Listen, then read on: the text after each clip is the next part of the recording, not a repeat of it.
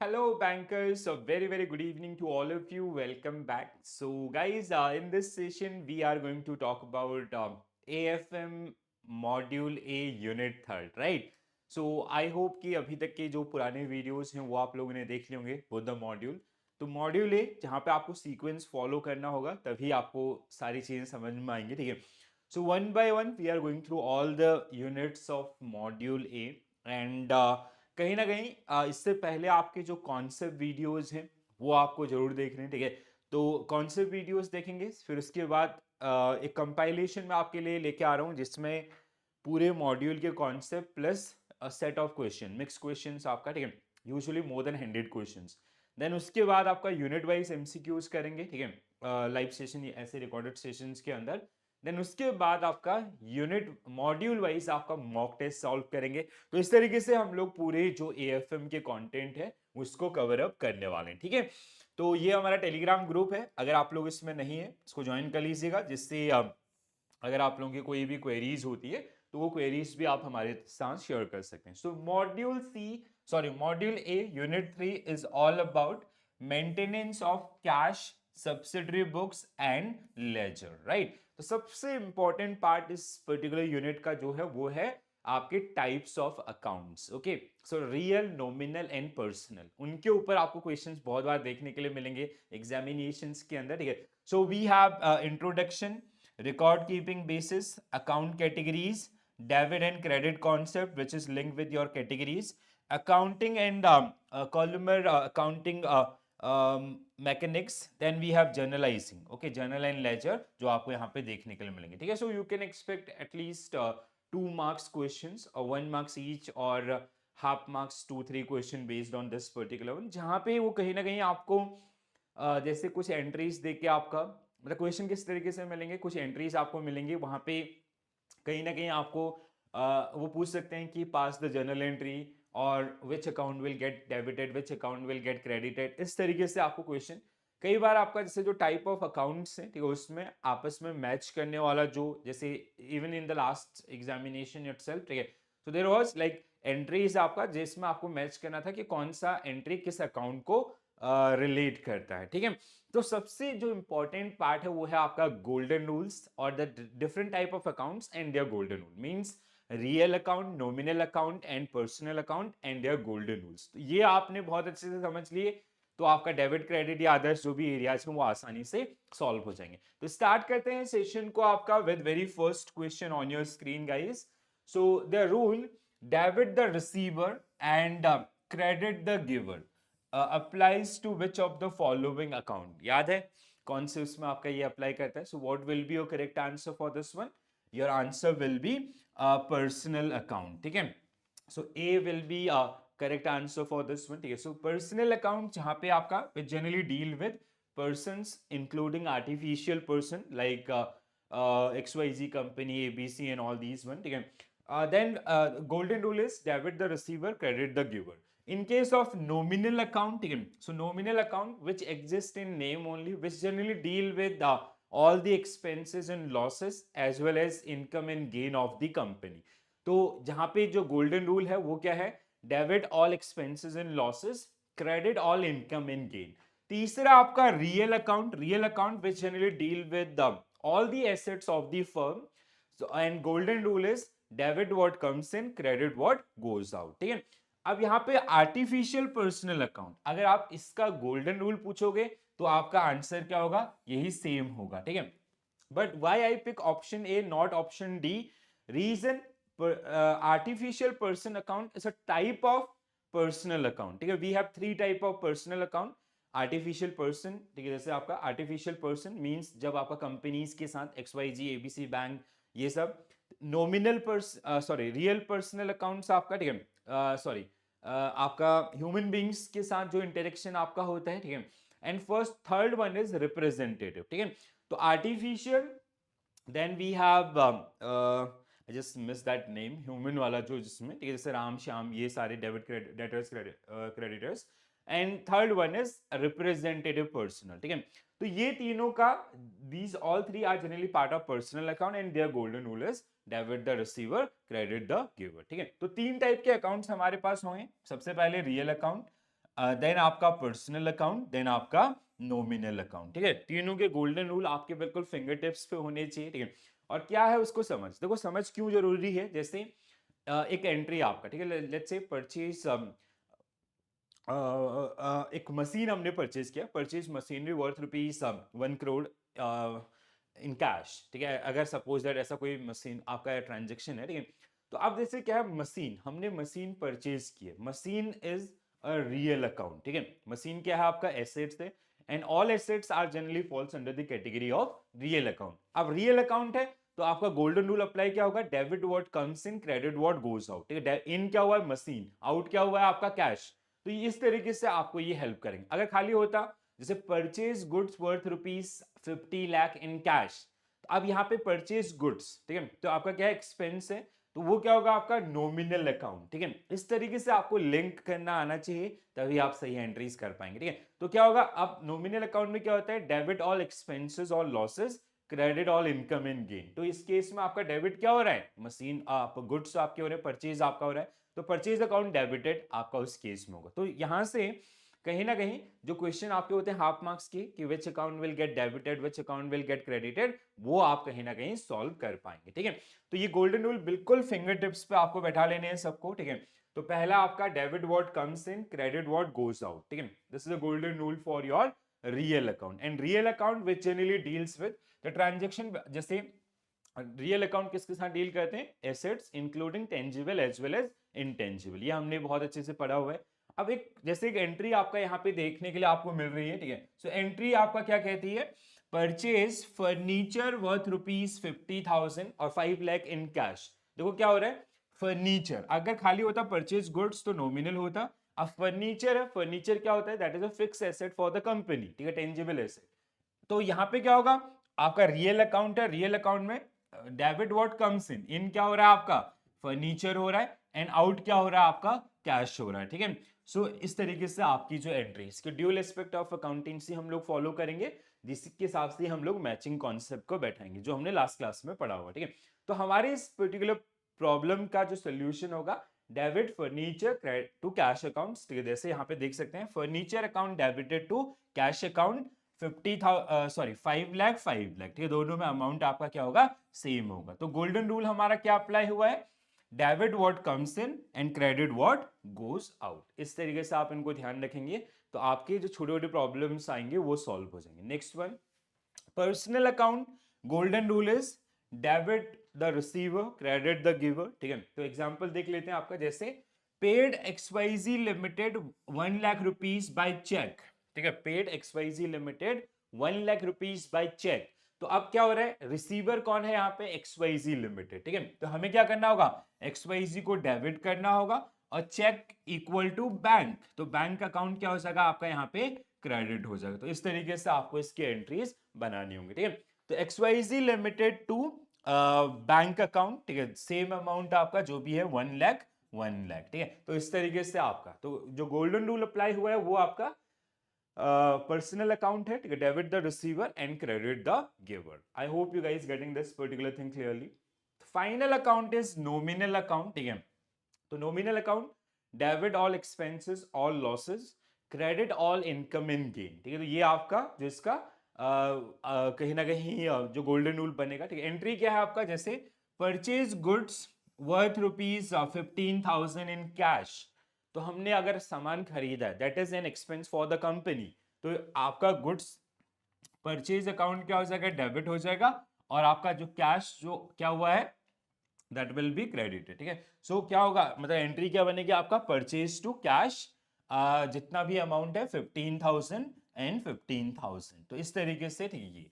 ठीक है, सो जो आपका अगर हम लोग बात करें नॉमिनल अकाउंट का, ठीक है, these are further categorise among 3 part, natural personal, second one is artificial personal, and third one is representative personal. ठीक है, natural personal which deal with human beings. ठीक है, तो जैसे आपका राम श्याम ये सब, artificial personal X Y Z ABC ये सब, रिप्रेजेंटेटिव पर्सनल आपका जो रिप्रेजेंट कर रहे होंगे नेचुरल और आर्टिफिशियल अकाउंट्स को। ठीक है, तो इस तरीके से ये हमने फंडामेंटली भी डिस्कस किए हुए हैं जिनको आपको ध्यान रखना है। चलो next question on the same topic.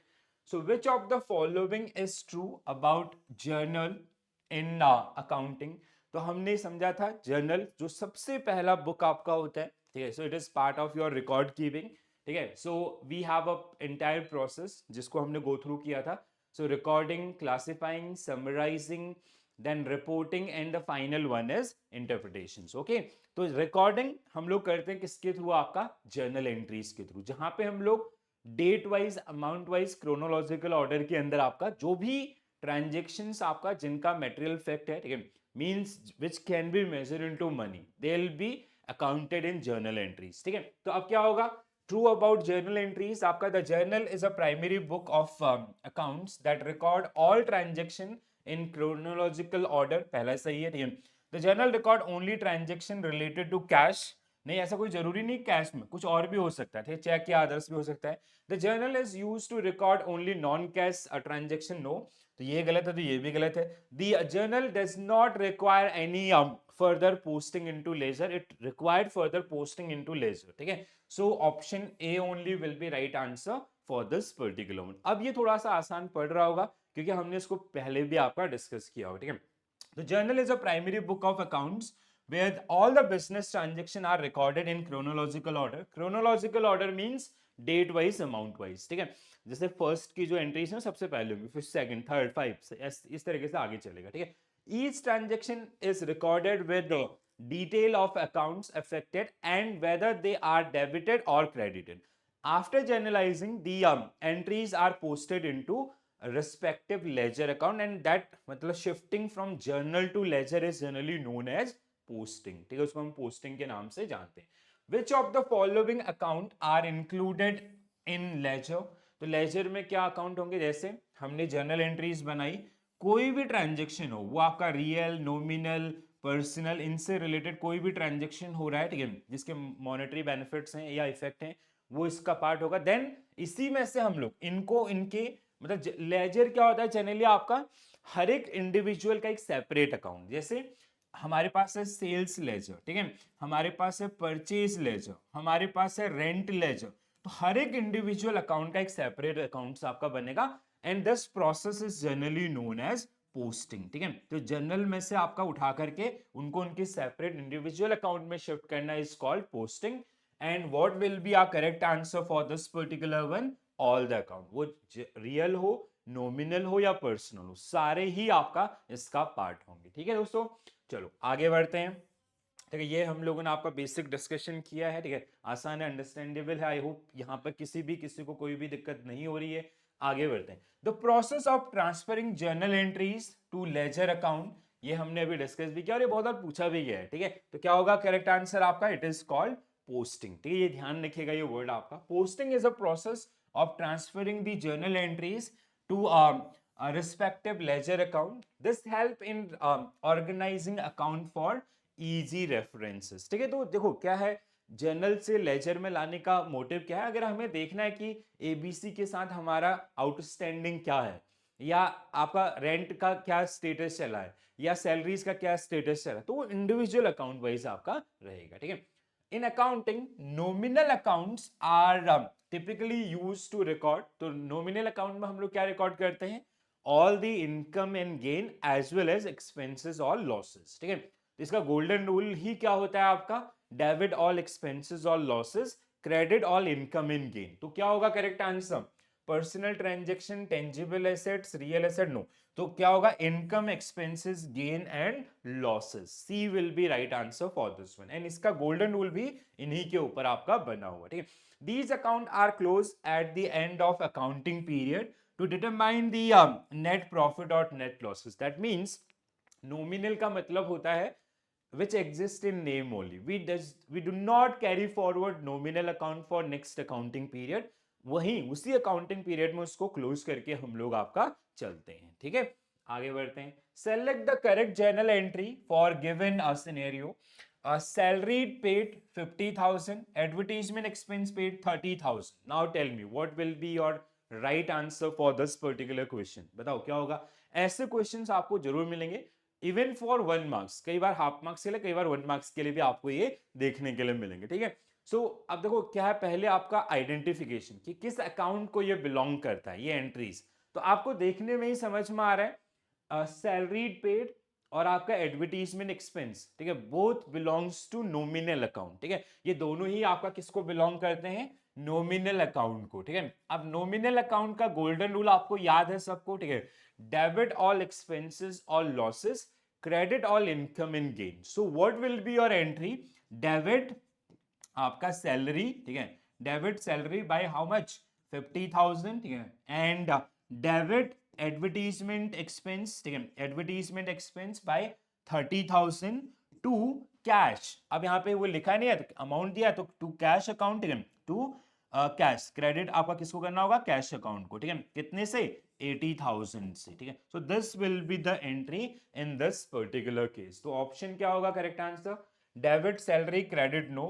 Debit cash no, debit salary and advertisement expense credit to cash. That means option C will be right answer for this one. Understood guys? तो ऐसे क्वेश्चंस के लिए आपको ready रहना है। I hope सबको समझ में आ रहा होगा चीजें, ऐसे क्वेश्चन आपको डेफिनेट मिलेंगे वहां पे, ठीक है, फॉर श्योर। मैं और हर साल पूछे आते हैं, बस आपको थोड़ा सा अंडरस्टैंडिंग कॉन्सेप्ट को फोकस करोगे ना, इसीलिए मैं बोलता हूँ, इसीलिए मैंने आपको कॉन्सेप्ट का कंपाइलेशन यूनिट वाइज सब कुछ आपका इसीलिए पहले प्रोवाइड किया कि अगर आपने वो चीज देखी है तो ये चीज आपके लिए बहुत ही आसान हो जाएगी, राइट। आगे बढ़ते हैं। Which of the following will be debited if machinery is purchased and check is issued for the same? Half marks question, but आसान है, फ्री का है। अगर आप गोल्डन रूल जानते हैं, अकाउंट टाइप जानते हैं तो सॉल्व कर सकते हैं। तो क्या है, machinery, machinery is your real account, ऐसे लिंक करना शुरू कर दो, ठीक है। सो अब machinery is real account, real account का गोल्डन रूल क्या होता है, debit what comes in, credit what goes out. In this case what is coming in, आपका डेबिट क्या होगा, मशीन, टू आपका क्रेडिट क्या होगा, कैश, तो क्या होगा, मशीन। आपका आंसर क्या हो जाएगा, मशीन अकाउंट, ठीक है। So machine, option C will be right answer for this particular question. Understood ना। चलो, dash is a similar to cash account, ठीक है। तो अब इसमें एक क्वेश्चन है किसके ऊपर, अगर आप अपनी बुक को पढ़ेंगे तो उसमें आपको कैश बुक के बारे में भी देखने के लिए मिलेगा, ठीक है। So dash is a similar to cash account, तो क्या होगा आपका, single column cash book. Now what is single column, double column and triple column cash book. तो देखो क्या होता है, कैश बुक के फॉर्मेट क्या होंगे, एक आपका जो सिंपल आपका डेबिट और क्रेडिट एंट्री होल्ड करेगा, ठीक है, दूसरा आपका जिसमें डिस्काउंट भी आपका रहेगा, और तीसरा आपका जिसमें कैश बुक, मतलब पहली चीज तो ये कि this cash book is prepared by, cash book कौन प्रिपेयर करता है, बैंक, सॉरी फर्म प्रिपेयर करता है, ठीक है। जैसे अगर आप XYZ कंपनी के अकाउंट्स को हैंडल कर रहे हो, so you will be preparing this particular book, cash book, ठीक है, जिसका गोल्डन रूल, मतलब इसमें जो डेबिट और क्रेडिट का रूल होता है ना, वो आपको बिल्कुल ध्यान में रखना है, ठीक है। तो इसमें डेबिट क्या होगा आपका, जो फेवरेबल होगा, ठीक है, और क्रेडिट क्या होगा आपका, जो निगेटिव बैलेंसेस होंगे। मतलब जब आपकी कंपनी में पैसा आएगा तो आप उसको डेबिट साइड रखोगे, और जब पैसा जाएगा तो आप उसको क्रेडिट साइड में रखोगे। यूजुअली क्या होता है, जैसे हम लोग पासबुक बनाते हैं एज अ बैंकर, तो पासबुक का डेबिट क्रेडिट रूल क्या कहता है, डेबिट जो भी आपका बाहर जा रहे होते हैं, एंड क्रेडिट आपका जो अंदर आ रहा होता है, ठीक है। जैसे कस्टमर ने पैसा डिपॉजिट किया तो हम क्रेडिट करते हैं, अगर आपका विड्रॉ किया तो डेबिट करते हैं। बट कैशबुक के केस में अपोजिट एंट्रीज होती हैं, ये हम लोग पढ़ेंगे BRS के साथ, ठीक है, बहुत डिटेल में, ठीक है, बैंक रिकंसिलिएशन स्टेटमेंट, क्योंकि वहां पे इस रूल से आपको बहुत क्वेश्चन मिलेंगे, ठीक है। तो एक बात यहाँ पे ध्यान रखने की कोशिश कीजिएगा, नहीं भी तो मैं आपको रिकॉल कराऊंगा, ठीक है। Cashbook which is get prepared by firm itself, ठीक है, and the rule is when money comes in we have to debit the balances and when money goes out we have to credit, ठीक है। तो अगर अंदर आएगा तो debit side में ऐड करोगे, बाहर जाएगा तो आपका क्रेडिट साइड में रखोगे। That means debit is a favourable balance and credit is unfavourable balance, ठीक है। अब यहाँ पे जो कैश बुक आपकी प्रिपेयर होती हैं, there are three type of cash book, तीन प्रकार के कैश बुक आपको मिलेंगे। एक जिसमें सिर्फ डेबिट और क्रेडिट बैलेंसेस आपको मिलेंगे, दूसरा जिसमें आपको डिस्काउंट, और तीसरा जिसमें आपको ट्रिपल कॉलम में क्या होगा, debit credit plus discount plus आपका बैंक बैलेंस। तो इस तरीके से, तो ये जो सिंगल कॉलम कैश बुक होती है ना, it is similar to a cash account. ध्यान से पढ़िए, simple cash book which is also known as single column cash book, this cash book will only record cash transaction with receipt on left side, ठीक है, जो receipt आपके होंगे left side means debit side, ठीक है, and and the cash payment on the right side which is credit side, ठीक है। सो जैसे अभी मैंने आपको यहाँ पे दिखाया था, left side means this is means favourable balance, this is unfavourable balance, ठीक है। Since a single column cash book record only cash receipt and payment, so it is similar to cash account. A cash account cannot show a credit balance, and hence it is always shows the debit balance on nil, ठीक है। Two column cash book, there is additional column for discount, ठीक है। जैसे आपका debit then credit, then इसके बाद आपका एक नया कॉलम इसमें ऐड हो जाएगा, दैट इज डिस्काउंट, ठीक है।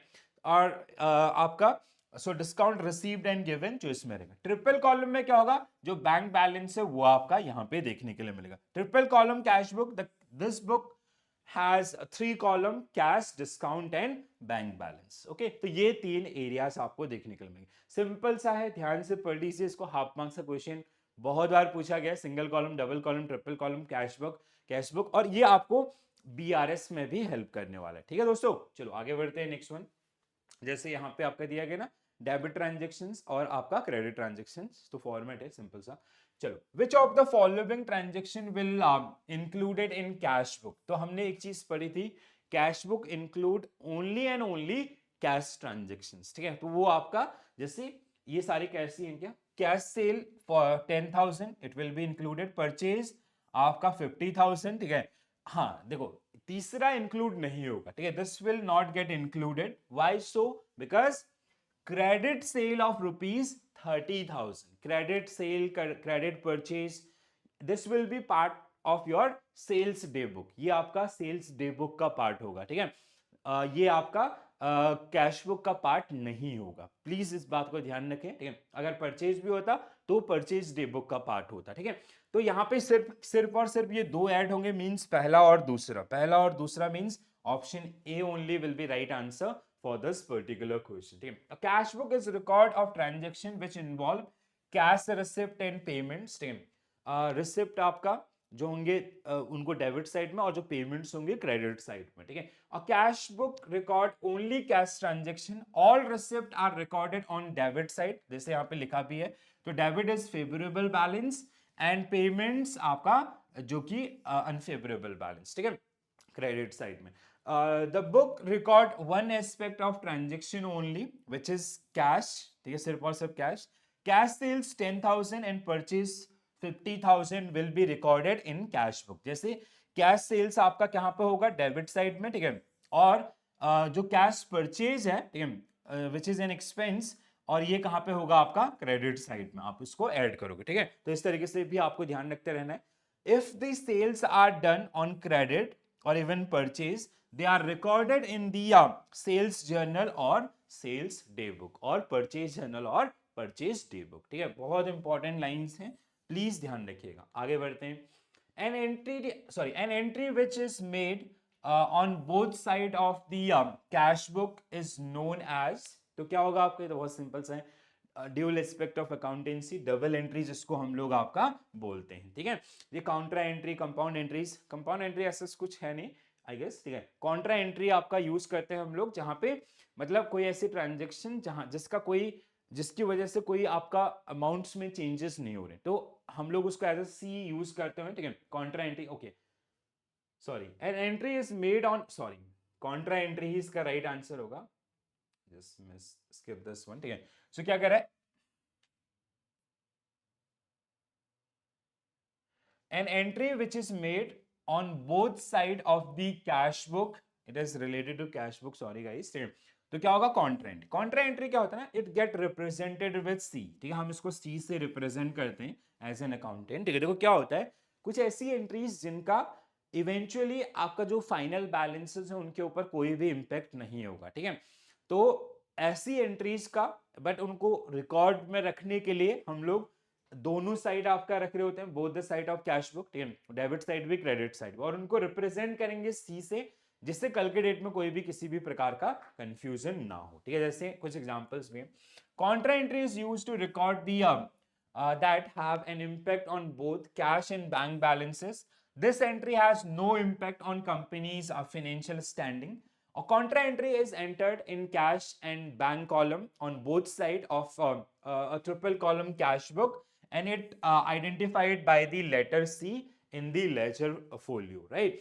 तो लेजर फोलियो में सी से आप इसको मार्क करेंगे, रीजन क्योंकि मतलब हमें उसका इवेंचुअली बैलेंसेस पे कोई फर्क नहीं पड़ेगा, बट हाँ अगर हमें कोई चीज वेरीफाई करनी है तो वहां पे हमें वो हेल्प करेगी। जैसे contra entry involve the transaction, जैसे one cash account to another, one bank to another, one bank account to cash accounts, one cash account to bank account. तो जिस जहां पे मतलब इवेंचुअली जैसे दो अकाउंट हैं एक कस्टमर के, एक से दूसरे में जा रहा है, तो कस्टमर का ओवरऑल पोर्टफोलियो सेम, बट उस ट्रांजेक्शन को आपका रिप्रेजेंट करने के लिए कल के डेट में अगर हमें वेरिफिकेशन करना है तो उसके लिए हम लोग कॉन्ट्रा एंट्री का इस्तेमाल करें। बहुत ही important, again I will mark here, ठीक है।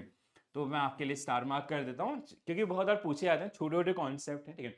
अगला, the overdraft balance in the bank passbook is 15,000. A check is issued for 5,000 by the firm, but it has not been presented so far. This is sorry, which of the following balance as per the cash book of the firm, ठीक है। पहली बात तो ये question थोड़ा advance में आ गया, ठीक है, ये बीआरएस का क्वेश्चन है, ठीक है। तो देखो क्या हो रहा है, आपका ओवरड्राफ्ट बैलेंस इन बैंक का passbook means, overdraft balance means debit balance, passbook लिखा है इसलिए डेबिट बैलेंस लिख रहा हूं। अगर ये कैश बुक लिखता तो कैश बुक के हिसाब से, अब जैसे पासबुक में डेबिट बैलेंस है तो कैश बुक के हिसाब से क्या होगा, it is a credit balance. Credit balance means negative balance, कितना आपका 15,000, ठीक है। तो 15,000 आपका निगेटिव बैलेंस है, ठीक है। अब उन्होंने क्या किया, a cheque is issued for 5,000 rupees by the firm, it has not been presented for payment. तो किसका बैलेंस पूछा, कैश बुक का, ठीक है। तो कैश बुक के हिसाब से your overdraft balance will B, जैसे 15,000 पहले से निगेटिव में था, 5,000 का एक और एंट्री इन्होंने किया है बट अभी तक प्रेजेंट नहीं हुआ है, तो pass cash book balance will be 20,000 negative. अगर आप पासबुक का बैलेंस पूछेंगे सो इट विल रिमेन 15,000, क्योंकि अभी तक वो प्रेजेंट नहीं हुआ, क्लियर नहीं हुआ है।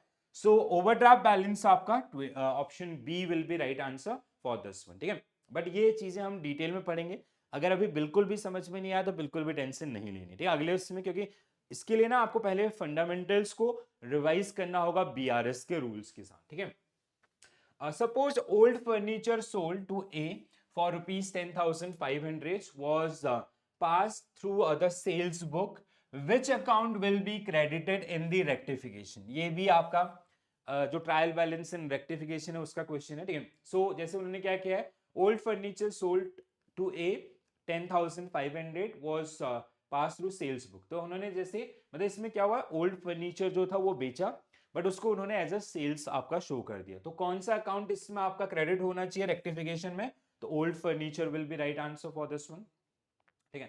Consider the following statement and find out the wrong one, ठीक है। Statement with regard to tangible and intangible real accounts, ठीक है। सो real account which generally deal with the all the assets of the firm including tangible as well as intangible। tangible which we can touch, we can feel, जैसे property plants equipments। intangible which we cannot touch, we cannot feel, ठीक है। तो जैसे आपका trademark, goodwill, patent, copyrights in all, right. So अब यहाँ पे tangible accounts are related to things that can be this, true है। Tangible real account examples are this is wrong, ठीक है। ये एग्जांपल किसके हैं, इंटेंजिबल के हैं, ठीक है। तो B is wrong so far. Intangible real account are related to things that can't be touch, this is also true. तो हमें क्या रॉन्ग ही पूछा था ना, तो B will be right answer for this one, right. तो बिना किसी डाउट के, ठीक है, दुविधा के, all assets of the firm which are tangible और intangible in nature they are generally part of कौन से अकाउंट में आएंगे, रियल अकाउंट में आएंगे। तो हम लोग शुरुआत से यही बात कर रहे हैं। Next one guys, copyright, patent, trademarks, these all are categorised under real accounts and intangible asset, ठीक है। C will be correct answer. Which of the following is not an example of real account? तो ये जो आपको options दिए गए हैं इसमें से कौन रियल अकाउंट का एग्जाम्पल नहीं है, ठीक है। So plant and machinery real account, stock in hands real account, inventory, ठीक है।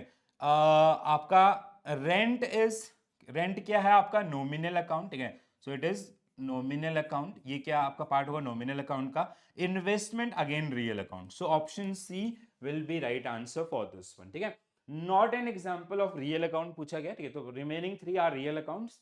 Rent is an expense for the company and it is part of your nominal account, ठीक है। Next one guys, okay this is it. तो guys ये आपका unit number 3, तो जहां पे बेसिक जर्नल लेजर और सबसे इंपॉर्टेंट पार्ट जो आप लोगों को समझ में आ गया होगा that is types of account. अगर आपको टाइप्स ऑफ अकाउंट्स के ऊपर क्लियरिटी है, रियल, नॉमिनल, पर्सनल, ठीक है, कई बार ना ऐसे भी क्वेश्चन थे, लाइक जैसे इधर आपका रियल अकाउंट, ठीक है, देन आपका नॉमिनल अकाउंट, देन आपका तीसरा पर्सनल अकाउंट, एक साइड ये, दूसरी साइड ऐसी ही एंट्रीज आपका। तो आपको मैच करने के लिए विद 4 ऑप्शन जो भी दिया गया फॉर 2 मार्क्स, ठीक है। तो ये जब मैंने ये पेपर दिया था लास्ट ईयर अक्टूबर के अंदर आपका 23, तो तब ये सेम क्वेश्चन था और 100 नंबर का क्वेश्चन था, मतलब टोटल 100 क्वेश्चन होते हैं, 100 नंबर का question, and it was for 2 marks. अभी मेरे को याद है बहुत अच्छे से। तो ये ऐसे क्वेश्चंस भी आपको देखने के लिए मिल सकते हैं, एंड द क्रक्स इज कि आपको कॉन्सेप्चुअली अगर आप स्ट्रांग हैं तो आप बहुत अच्छा मचाने वाले हैं आने वाले एग्जामिनेशन में, ठीक है दोस्तों। तो क्लियर है सब कुछ? कोई डाउट है तो आप अपने डाउट लिख सकते हैं कमेंट्स के थ्रू, एंड कोई भी सजेशन फीडबैक्स हैं वो भी जरूर बताइएगा।